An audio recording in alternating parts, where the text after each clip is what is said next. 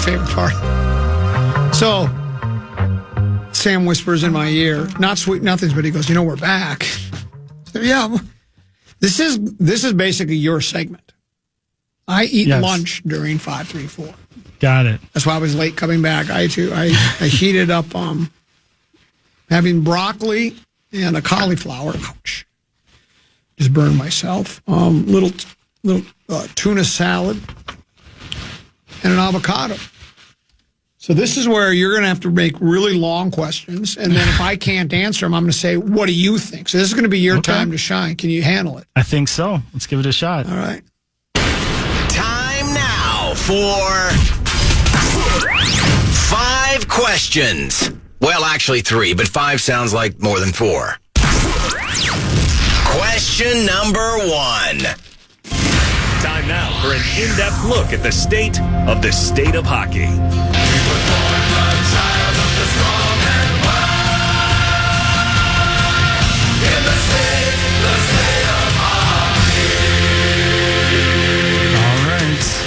So Kirill Kaprizov had 2 goals. Quinn Hughes had a goal. Ryan Hartman, Matt Boldy, Jared Spurgeon all scored for the Wild. Gus Bus had 29 saves. The Wild, he improves to 6-1-1. The Wild win against Boston in a blowout. Common, how do you feel about this newly put together Wild team as it approaches the halfway point of this season? And we can build this thing together, standing strong forever. I think nothing's going to stop us now. I like it. I like teams that... It was the same thing I said when the Timberwolves traded for Rudy Gobert. They traded all sorts of assets to get Rudy Gobert, and there was blockbuster trade, polarizing to a certain extent, because the 2 big man thing really hadn't worked for ages. I think the last time was Samson and Olajuwon, right? But I remember saying at the time, I said, I'm actually all for the trade just because as bad as this franchise has been, meaning the Timberwolves, I'm willing to try anything at this point. Now, the Wild haven't necessarily been a bad franchise, but let's face it, they've been to hockey what the Wolves were to basketball in this town, as far as the Wolves had a stretch where they made, I think they qualified for the playoffs like 6-7 years in a row, and they got eliminated in the first round each and every year. It was one and done. So the Wild, if I'm not mistaken, have done the same thing. They've made postseason play. There might be a year or two where they didn't in this stretch, but 6-7 years, maybe even a few more, where they've made the first round, but then they get bounced. And so it's like, if I've said this once, I've said it a couple of 13, 14 times. Get to the Western Conference Finals and get back to me. The Wolves took me up on it. A team in town finally took me up on it, and they got to the Western Conference Finals, but they just got bludgeoned, as we talked about last segment. So I like when a team decides, let's go out and let's try to let's do something here. Let's not just sit on like the Twins, as we've talked about, they're just the opposite. After breaking the 0-for-18 postseason streak a couple years back, at the end of the season, they decided to downsize the payroll. And instead of saying, well, no, we got something to build on now. Let's go ahead and take that next step. That's what the Wild now with the onerous Suter-Parise contracts gone, money to spend, a team that is playing well. They had the best month in November. They've been the hottest team in hockey for a month. Well, so now you got a general manager and an owner who's all behind where say, let's go in this, let's try to grab the brass ring. So I love the move. I do. Now, if it ends up that we don't get to where we want to be, and he ends up he doesn't re-sign here in free agency and goes and plays with his brothers, I'll rip him. But we'll wait until then. I'll conveniently forget that I was for the trade in the summer of 2027. If I'm still here, I'll say, I tried to tell you guys you should never have made that deal. But yeah, I'm all for it. I like a team that's trying. It makes the winter. Now we have 2 teams, and I like the Wild chances better than the Wolves just because the Wolves disappoint me because what I hear out of the locker room, and they just don't seem to take it quite as serious as some of the other teams in the league. But yeah, we have 2 teams now that that should make the winter sports viewing, a spectating season interesting. Question number 2. It's now time to take an in-depth look at the welfare of the Wolves. The last question he asked was pretty good because it was rather lengthy. It gave me a chance to.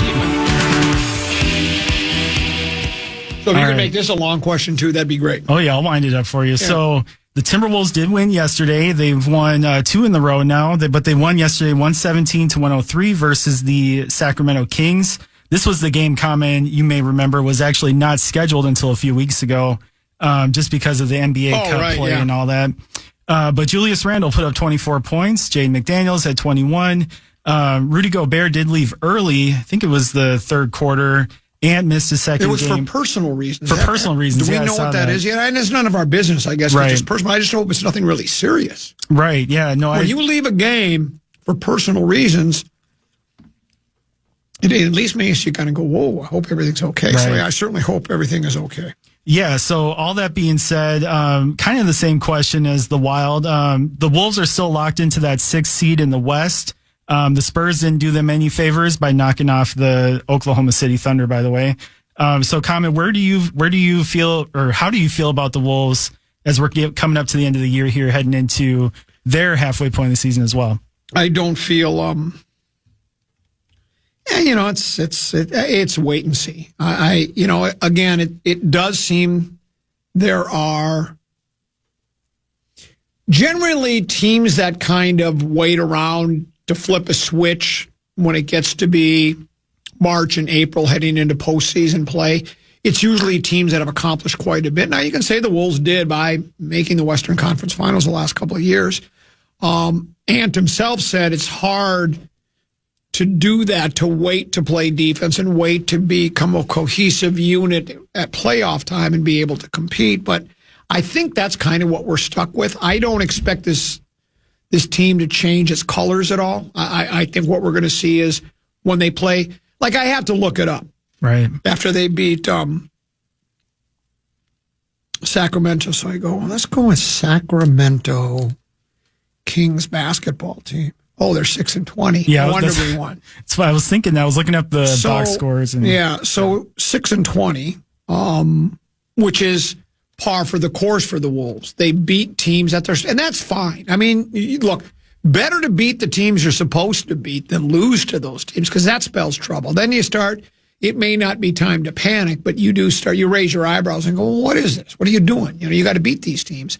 But, so, I mean, I don't even know if the right phrase is cautiously optimistic until I see a real concerted effort against some of the better teams in the league and win some of those games too.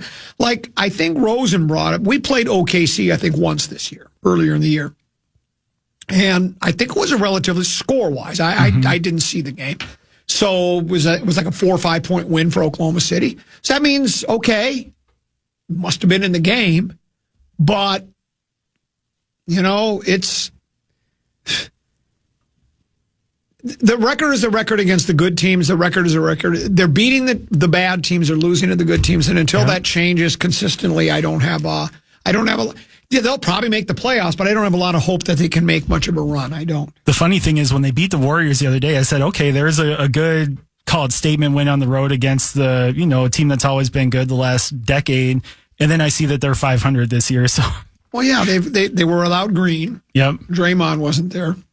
Yeah. And, Steph was his first game back after, I think, missing 6-7 games.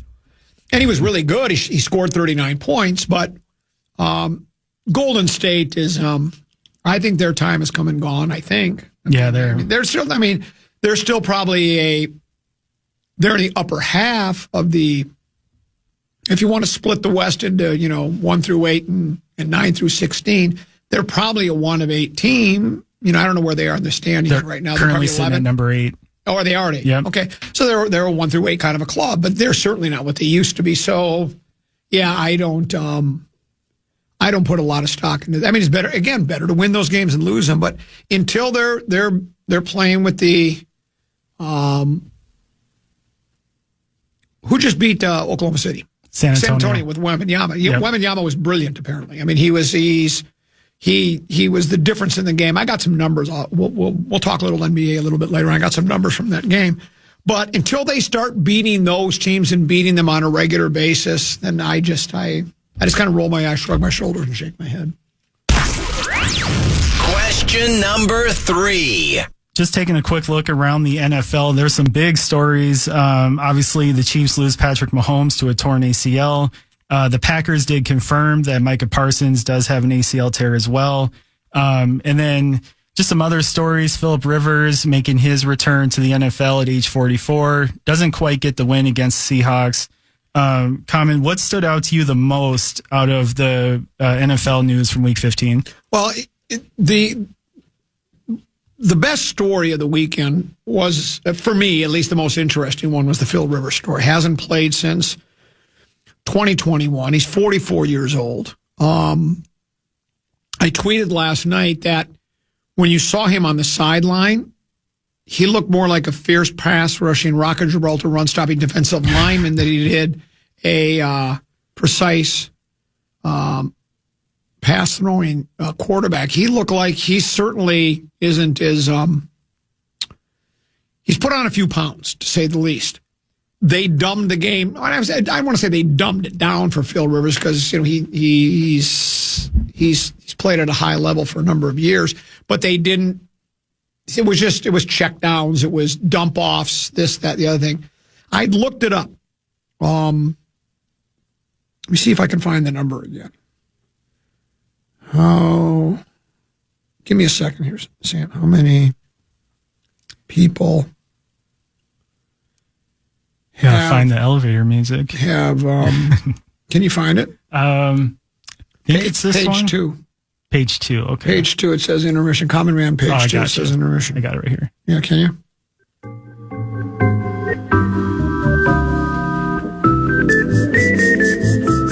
Okay, so I asked AI yesterday. Okay. How many people do you think have lived on planet Earth from the time Og and Grog first, since the caveman days, since there were human beings on Earth? How many do you think there have been? I looked it up. It's obviously an approximation. It's not like they were doing a census every year since Og and Grog, but what do you think that number is? Throw out a number, Sam. Let's see how close you can come. I don't know, probably like 50 billion. Oh, way higher. Okay, yeah. More than double that. 170. Wow. Here's what it says. Around 117 billion people have ever lived on Earth. Wow. With about 8 billion alive today. Meaning roughly 93% of all humans who have ever existed have died. Okay. A number based on estimates by the Population Reference Bureau and other demographers considering human history, population sizes, and birth rates. So, that means there have been roughly 109 billion people that have died, right? 109 billion. Okay, I'm there. Not one of them have beaten Father Time. There is that. Phil Rivers looked like he was about to beat he was going to be the first person to beat Father Time. And then he threw the interception at the end of the game and they lost. So even Phil Rivers couldn't beat Father Time. So that's what I take from this National Football League season. We'll pause. We'll come back. More controversial Vikings news on the side of the break here on the Common Man program on the Fan. The Common Man. He just complains, never stops talking. Yeah. It was the same 6 complaints over and over and over again. Tries too hard. Weekdays at noon on the Fan.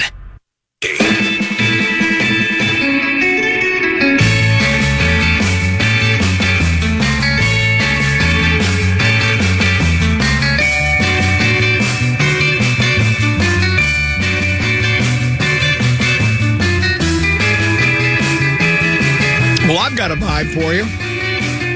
Flop, Sweat, and Tears Tour, the Petty Theft Tour, starts or continues. We already had one show earlier this year, January 31st. And here's what's crazy, Sam.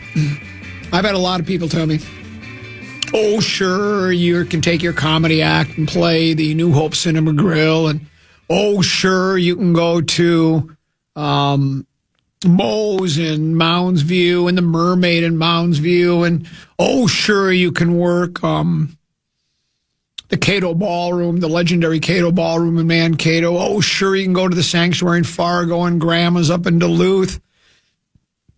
But you'll never work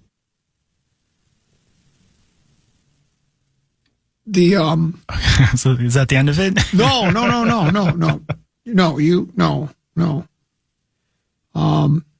No, this wasn't. There was no need for you to add in on here. This is just me doing a lame old tired bit trying to get to the bottom of the hour. Heard.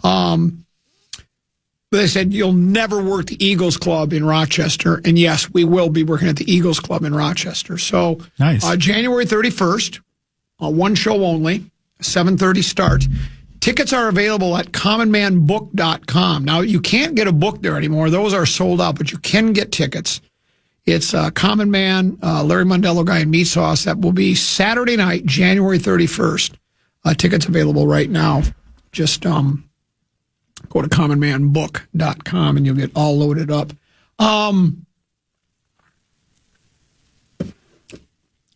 We've had numerous email or text messages come into our Bradshaw and Bryant KFAN text line regarding a comparison between the Wolves and the Wild. Which team do listeners feel has a better chance? And we're not just talking about qualifying for the playoffs. We're actually talking about a parade, and I think we all like parades. We'd like to have one. This one says, the Hughes trade is the first thing Bill Guerin has done to improve the team since he's been GM. As much as I rip Guerin, he deserves an A for this move. I stopped watching the games. They were going nowhere. Same mediocre roster year after year. Now I'll start watching again. And I understand the frustration of Wild fans and the team sort of just spinning their skates and not making any progress. I bought into the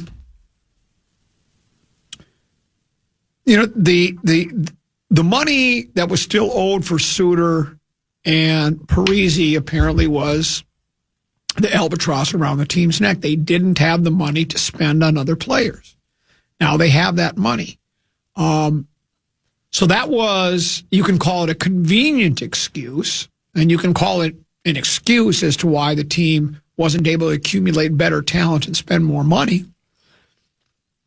I tend to agree with it, though. As a general manager, part of your job is to, no matter what hand you're dealt, you're supposed to find a way to draw the right cards. And so, part of your job is, we know it's hard. That's why there's 32 general managers, or how many hockey teams are. I don't know if it's 30 or 32. Let's say it's 32. There's 32 general manager jobs. And there's a reason that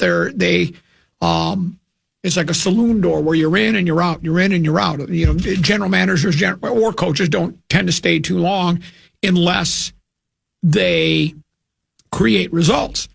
So, yeah, coming in, taking the job, that this is the situation you're coming into. You've got the Parisi and Suter deals hanging over your head. It's going to be hard to accumulate talent, but you can't just keep using that as an excuse. You have to find a way. And I think he did attempt, and I don't have a list of all the moves that he made from the time he's been here until the trade for Hughes. They made an attempt, but their hands, I guess you could say it's one hand tied behind their back. And I'm with you. This is a move that I'm all for. As I said, I kind of compared it to what Conley did when he traded Gobert or traded for Gobert. It's like, it might not work having two big men, but it's like this team has done nothing ever. They went to one Western Conference Finals back in 2003, and so I was all for it. It got them to the Western Conference Finals. They got beat by Dallas 4-1, but they got there. Then just before the season started last year, they traded Big Meow. I wasn't high on that move either. Team was still able to get to the Western Conference Finals, but again, they got drilled 4-1. So, but Conley is a guy who wasn't afraid to make a move. He goes ahead and he makes a move, and I like franchises that will at least make that move. That goes back to, I brought this up last hour when the Vikings back in 1989 traded for Herschel Walker. Looking back on it now, I don't know how many people were around then and how many people supported the trade or were against the trade. I mean, we know how damaging it was to the franchise, to the Vikings. We know how much it benefited Dallas, but at the time, I don't remember a Viking fan, and this was my Rube days. I wasn't in the radio business or anything. I hadn't even gone to broadcast school yet. This was 89. Still in my Haight-Ashbury days, to be honest. At the very tail end. But at this point, me and my buddies, we're just fans, and all we're saying is we love it. You know, the Vikings were missing a running back. Walker was considered a quality running back, and we all thought that was the move that would push him over the top.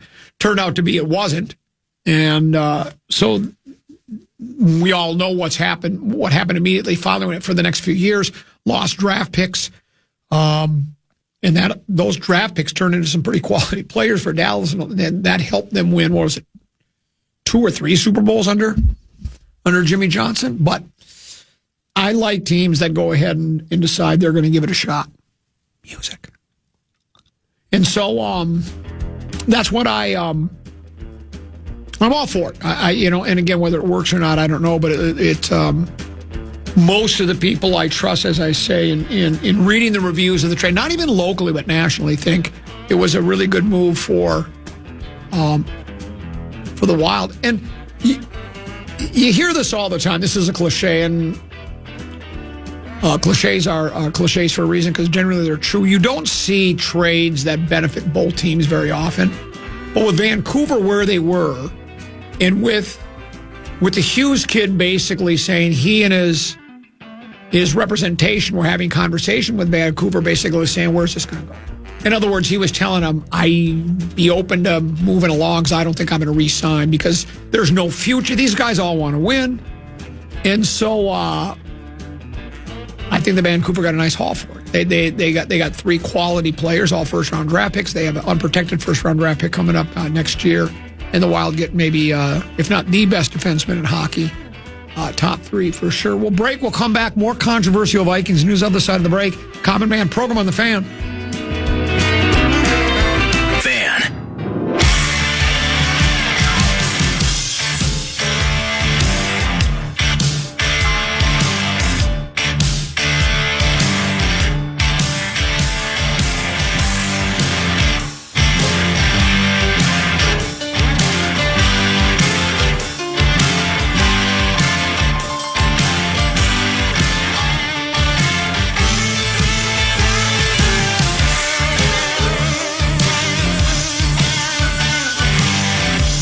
Level 13-14 past. I'm Comedy Sam in for Teneby. Teneby should be back tomorrow. I think he had a sick kid. Some childcare duties for Teneby. How short a notice were you over at the Crackpot station earlier today, or were you? No, I was not. But I got the text this morning. About what time? I don't know, probably like 9 o'clock. Ooh. Yeah. And you were, I mean, like,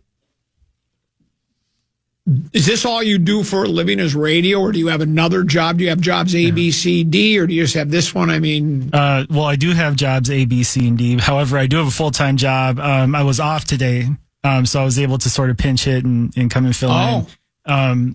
But it does kind of disrupt my day off plans I have for today. But that's okay. I'm happy to be here. Let me ask you a question. What were your day off plans? Can you say, or would you rather not? No, I was going to go get a haircut. It doesn't look like you need one. Yeah.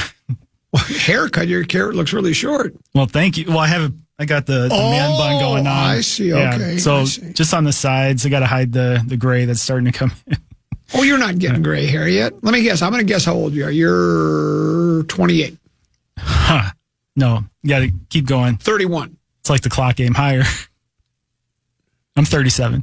37? Yeah. I'm an old timer compared to my coworkers. Wow. Where's time gone? I know. Yeah. You're telling me. You're 37 already? Yeah. So I was looking up. It's funny you say that because I was thinking back, all these ACL tears that have been, in the headlines. Yeah. I was thinking when was APs? Because I was thinking to myself, that's got to be 6, 7, 8, 9, 10 years ago. No, it was 14 years ago, 2011. 14 years ago. So I was thinking to myself, where did that time go? Where And like, are you happy with where you are, right? Where you've been, where you're going, where you're at? I mean, if you're not, if you are, if you're excited, or maybe, do you consider yourself a rousing success, abject failure, or somewhere in between? See, I consider myself just above abject failure. Yeah. Not much, but a little bit. So my first stint with iHeart, I got hired here in January of 2020. So you can guess how that worked out. Yeah. Yep. So I was here for a few weeks. So that kind of threw a wrench in the plan. So I still feel like a success compared to, where I was 5 years ago, Right. Definitely. But, I think that time off with the pandemic definitely kind of threw off my timeline for myself. What's your full-time gig? I'm a HR manager. Oh, I better be careful. Oh no, you're fine here. I don't. Good. Yeah, they don't pay me enough to work in HR here, so you can say whatever you want. So what do you do as an HR manager? Do you go to work every day and then you just wait for somebody to complain? Well, well, I mean, what does an HR manager do on a day-to-day basis? I mean, seriously, I'm interested. I have no idea. I think, the biggest things, it's a mix of, I do a lot of training stuff. I sort of lead training, a lot of planning ahead for that kind of stuff. I do a ton of payroll training. work. What do you mean by training? Like organizing training for our employees and giving the training materials to the other managers, like operational managers. So like if I was in HR comparable here, like I would give, Ab and say, okay, here's your list of all the trainings that your staff has to do this week, for example. Oh, so it's all that kind of stuff. Sure. I wish I had the yawn button available.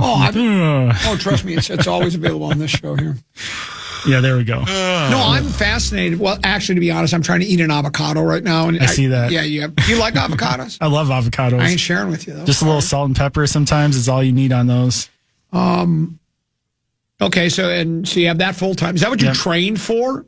Yeah, so I didn't actually go to school for HR. I actually went to school for audio engineering. So I did audio engineering. Yeah, kind of like what our guy Jared Wells does. I did studio recording for music and things like that. So that's more of my background. You know who George Martin is? I'm not going to put myself in that conversation, but I do know George Martin. But you wanted to be George Martin.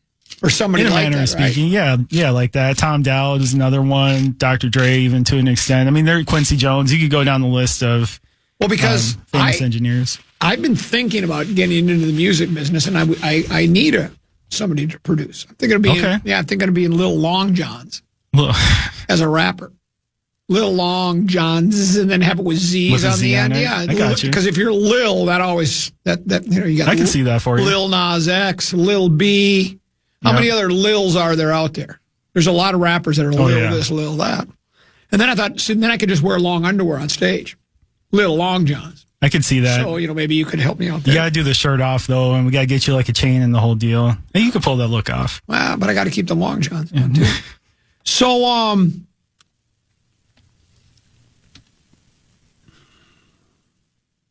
how did you end up here? At radio station. Did you try to get an engineering job here? Or? No, so the first stint was I was on the street team. Yes, so that Did you interview with Lil B? I did. I have some good stories from. Oh, you do? Oh, yeah. Can you share them, or do you think she'll get mad at you? I don't think she'll get mad. You didn't bring your cat and your dog with you, did you? I did not. No, I did not. Let me see. How do I want to say it? You didn't tell her that you're looking for a work-life balance, did you? Because you wouldn't have gotten the job if you did. I understand. So I interviewed with Lil B. Things were going really well. She ended up offering. I interviewed with another person. So we had kind of like a group interview deal, but obviously went well enough. She offered me the position. And it was sort of like a night and day difference because she was so happy and she was so energetic when we interviewed. When I came in to do my new hire stuff, it was, this is a real big callback. This was the day after the Vikings lost to the 49ers. It was the 2020 playoffs. They lost in San Francisco. So everybody's mood was just down, right? So I came in, I was like, hey, Lil B. And then she was just like, yeah, come on, let's go. Was she in a bad mood? Oh, yeah, everybody was. I mean, everybody was sour on the Vikings loss. I don't remember being upset at all, but that's just me. I don't take it serious enough, I guess. There is that. So anyway, I come in and then actually my first memory on that day was tied to the Common Man program because in our offices overhead, they rotate between all the different iHeart stations. And when I was doing my paperwork stuff on the computer, the show was playing. It was the end of the show. And it was you and Rosie and Tenna. You were, just sort of recapping the loss. And then the outro music starts to play and all that. And then the next thing I know, I hear Rosie's voice in Lil B's office. So within like 30 seconds, he made it across the entire floor from the studio over to Lil B's office. That's when he was young and spry. He was fast moving. That's right. He kind of walks with a limp, if you notice now. He's got that, I think he's got a titanium hip. He had a hip replacement. Okay. It's a little harder for him to get. He's got a little hitch in his giddy up now. Yeah, I saw him. What was it? 2 weeks ago. He looked really good though. He still got it. Well, here's what I'll tell you. If you look closely, he's stronger now at 75 than he was at 45. I believe that. He's the Phil Rivers of radio. No, he is. I like that. I'm telling you, if anybody can beat Father Time, it would be Tenna B. And I have to correct myself on I said there was. How many billion people have been on planet Earth? Did I say 118 billion? Yeah. Since the beginning of time, right? Since the beginning of time, yes. There's 8 billion on planet Earth now, 117 billion. Because like 109 billion people have come and gone. And I said, nobody's beaten Father Time. But somebody, of course, had to text me and correct me because I was giving some false information. It says Enoch beat Father Time. Have you ever heard of Enoch? I've not. I'd not heard of him either. But I'll tell you who he is. I IHOP it. Here's what it says. He's a prophet. It says Enoch is a biblical figure and patriarch prior to Noah's flood. That was a long time ago. You've heard of Noah's flood. I have, yes. One by land, two by sea. Noah, I want you to build me an ark. Vupa, vupa, vupa. He is the son of Jared and father of Methuselah. Do you know who Methuselah is? The name sounds familiar. I think Methuselah is the cat that's got all the snakes in his head. Isn't that Methuselah? Freezes people when you stare at. That's Medusa. Oh, that's Medusa. Medusa, yeah. Well, who the hell is Methuselah? I feel like I've heard the name, but I'm not sure. The text of the book of Genesis. You familiar with Genesis? Absolutely. Matthew, Mark, Luke, John, that's New Testament. Did you know God was a baseball fan? Well, the first verse of the Bible is in the beginning, God created the heavens and the earth. It says, the book of Genesis says, Enoch lived 365 years before he was taken by God. The text reads that Enoch walked with God and he was no more, for God took him, which is interpreted as Enoch entering heaven alive in some Jewish and Christians traditions. So he beat Father Time. He did not die. He made it.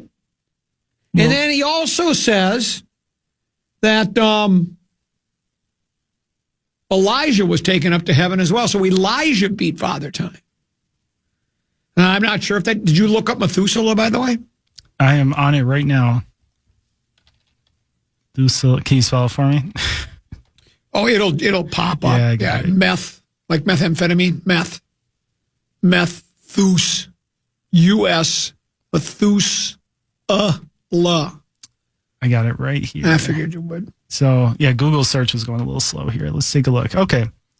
So, Methuselah was a biblical patriarch and a figure in Judaism, Christianity, and Islam.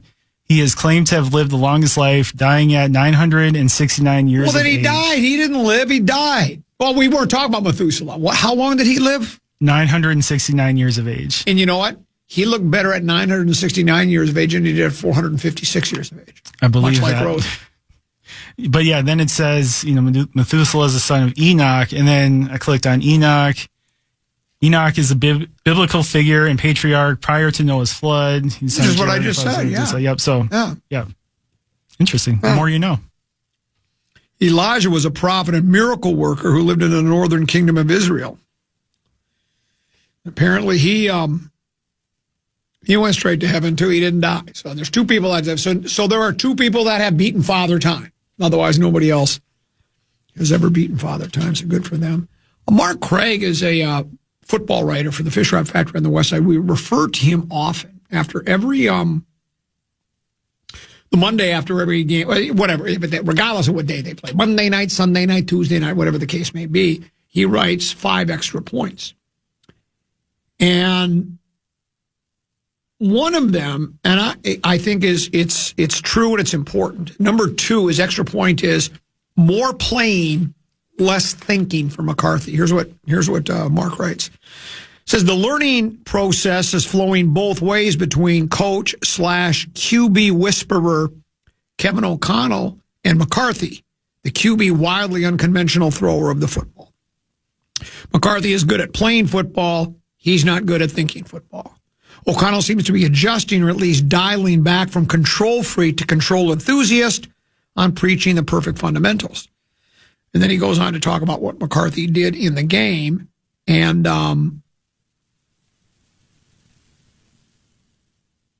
I think he's spot on. I think we've talked about this. It takes a while to get to a conclusion oftentimes when you're not on the inside, when you're not inside the walls of TCO Performance Center, a.k.a. the new Winter Park. So oftentimes it's hard to really know. And even if you're inside the walls, you know, owners, front office, coaching staff, even players oftentimes keep things close to the vest, right? Keep it within the family. And what we have been discussing is when the Vikings, after making the run to the playoffs last year, and Sam Darnold, I wouldn't even say he resurrected his career because he really didn't have a career until last year. He had played terribly with the Jets, played terribly with, was it Carolina was his next stop, I believe. Carolina, I don't recall. San Francisco. And then San Francisco. And then, you know, as you've heard me, I don't know if you, not meaning you, meaning the listeners have probably heard me read the quotes from Darnold, where he basically gave all the credit to Brock Purdy. He said watching Brock Purdy for an entire season, from Oda's mini camps, training camp, through the full season, right through to the big game. Now, they lost the big game that year, I think.